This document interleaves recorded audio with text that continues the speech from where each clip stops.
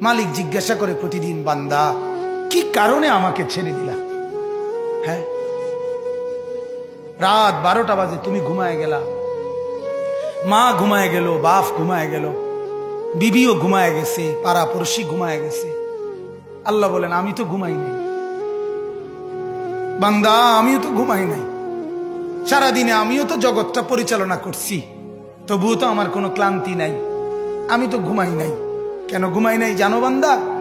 রাতের 2টা বাজে যদি তোমার পেশাব করতে হয়, রাতের 3টা বাজে যদি তোমার দরজা খুলতে হয়, তখন যদি তোমাকে উঠতে হয়, আর আমি যদি ঘুমায় যাই বান্দা, তোমারে চোখ মেলে দিবে কে?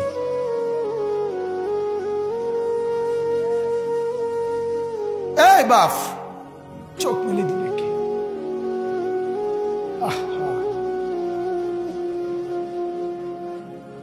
আল্লাহ আমাদেরকে মাফ করে। কোরআনুল কারীমের মধ্যে আল্লাহ তাআলা বলছে, ওয়া হুয়াল্লাযী ইয়াতাওয়াফফাকুম বিল-লাইল।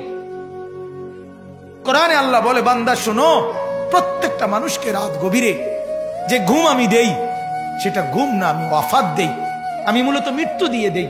আবার আমি দয়া করে একটা নির্দিষ্ট সময় পরে চূড়ান্ত মৃত্যু দেব বলে আমি আবার সেই হায়াত সকালবেলা যখন জাগতে শুরু হয় তখন আমি ফিরাই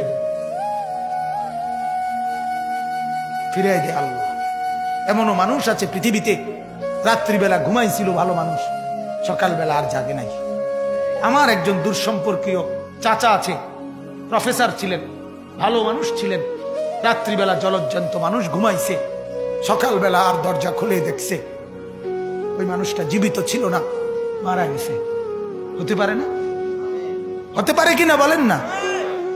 তাইলে বছরের পর বছর, মাসের পর মাস, এই বাপ, বাহিরের কারো চিন্তা করে বাদ দেন। আপনারা যারা বসছেন, আপনাকে বলছি, আপনি কষ্ট করে বসছেন, রাতের 12টা বাজে, রাতের 12টা বাজে, এত কষ্ট করে বসছেন, বিনিময়ে একটু ভাবেন, একটু ভাবেন, অনুরোধ আমার, একটু ভাবেন।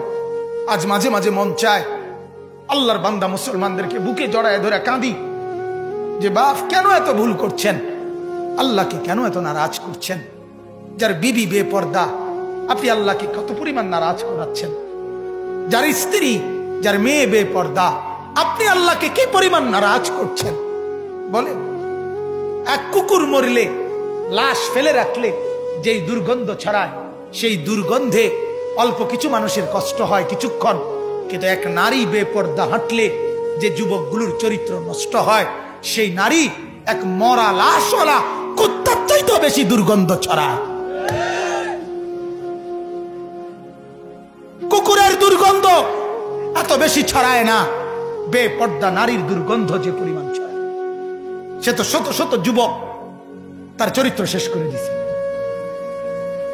এই সিনেমার নায়িকা নর্তকীরা উলঙ্গ আর ছবি আর বিবস্ত্র ছবি আর নাচ গানের এই ফুর্তি দেখিয়ে এরা হাজারো যুবকের চরিত্র গঠন করে না নষ্ট করে? কথা বলেন না কেন? এজন্য আমার শায়েখ আল্লামা মুফতি মুশতাকুন নবী সাহেব বলে, হাজারো মানুষের জীবন নষ্ট করে যে, এজন্য তার জীবনে কখনো সুখ ধরা দেয় না। এজন্য এই পৃথিবীর জরিফ এটা, আপনি জরিফ চালায়া দেখেন, যত সিনেমার নায়ক নায়িকা, এদের জীবনের মতো দুঃখী জীবন, ব্যক্তি জীবনের মতো কষ্টের জীবন আর কারো নাই। আপনি খবর লাগান, আপনি খবর লাগান, এদের মতো লাঞ্ছনা। কারণ হাজারো যুবককে নষ্ট করছে এই হাসি দিয়া, অথচ এই হাসিটার মূলত আসল হাসি না। এই হাসি যদি ল্যাবে অথবা ডায়াগনস্টিক সেন্টারে পরীক্ষা করায়, প্রত্যেকটা হাসির মধ্যে ফরমালিন পাওয়া যাবে। কি পাওয়া যাবে? ফরমালিন, ফরমালিন, ফরমালিন পাওয়া যাবে। এগুলা হাসি না, এগুলা ধোকা। ঠিক কিনা বলেন না? এগুলা ধোকা। আল্লাহ আমাদেরকে বুঝার তৌফিক দান করুক।